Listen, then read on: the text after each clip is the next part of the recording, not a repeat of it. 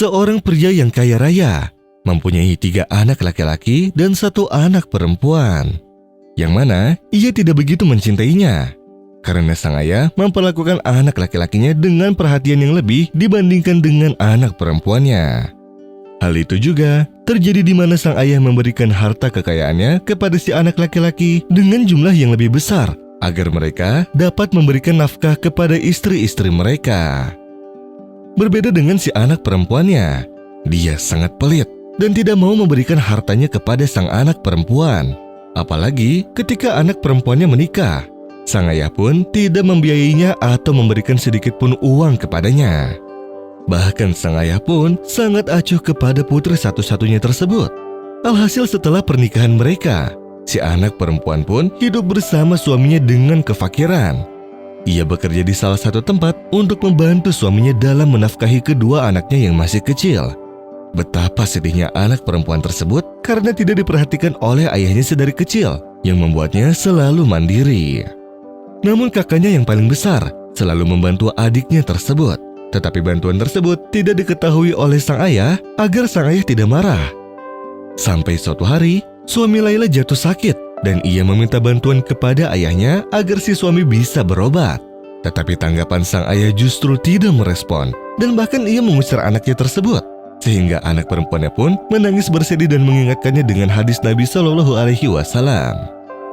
Jika seseorang memiliki anak perempuan dan tidak menguburnya hidup-hidup atau meremehkannya, atau lebih memilih anak-anaknya yaitu yang laki-laki daripadanya, Allah akan memasukkannya ke dalam surga.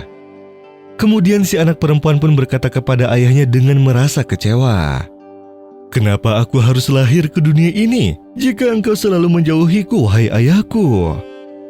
Sampai akhirnya, karena tidak adanya tindakan medis untuk suami si perempuan tersebut, sang suami pun meninggal dunia, sehingga tidak ada yang menafkahinya lagi. Dan selang beberapa hari setelah kematian suaminya, sang ayah pun jatuh sakit dengan penyakit yang sangat ganas dan hanya tinggal menunggu waktu kematiannya saja. Tetapi dengan kehendak Allah, dia menjadi sembuh dan diberikan kesempatan untuk hidup agar ia dapat bertaubat dan tidak menzolimi anak perempuannya lagi.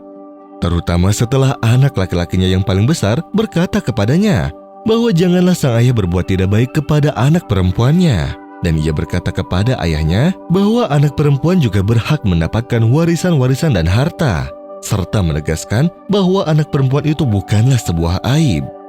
Namun sayang, walaupun sudah dinasihati oleh anaknya yang paling besar, sang ayah pun tetap tidak mendengarkan ucapannya, serta bersikeras tidak mau memberi harta warisan untuk anak perempuannya. Sampai di waktu ketika kesehatan sang ayah membaik dan dinyatakan sembuh, tiba-tiba ia seketika pingsan dan langsung meninggal dunia. Ia menghadap kepada Tuhan yang Maha Esa, dan dia pun meninggal tanpa membawa apa-apa kecuali hanya dari amal perbuatannya saja. Dia tidak menggunakan kesempatan terakhirnya yang telah Allah berikan untuk bertobat dan mengakui kesalahan-kesalahannya kepada si anak perempuannya. Dan setelah sang ayah meninggal dunia, ketiga putranya yang mendapatkan warisan pun langsung menemui saudari perempuannya tersebut yang tidak mendapatkan apa-apa dari sang ayah. Lalu mereka pun memberikan warisan untuk saudari perempuannya. Mereka juga meminta maaf kepadanya. Mereka juga meminta kepada saudari perempuan mereka untuk memaafkan sang ayah. Kemudian si anak perempuan itu pun menangis dan memaafkan sang ayah, walaupun sang ayah selalu menzoliminya sepanjang hidupnya. Ya ayyuhalladzina amanu ittaqullaha wal tanzur nafsum ma qaddamat lighadin wattaqullaha innallaha khabirun bima ta'malun. ولا تكونوا كالذين نسوا الله فأنساهم أنفسهم أولئك هم الفاسقون لا يستوي أصحاب النار وأصحاب الجنة أصحاب الجنة هم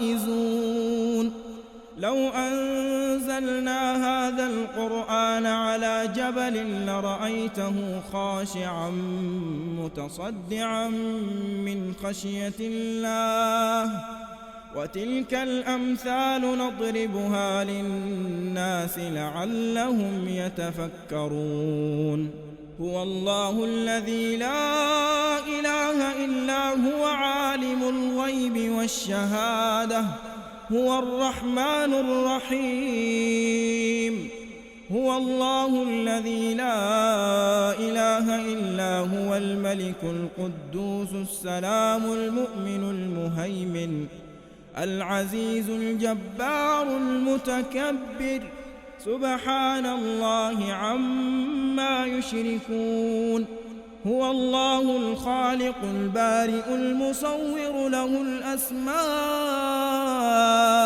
الحسنى يسبح له ما في السماوات والأرض وهو العزيز الحكيم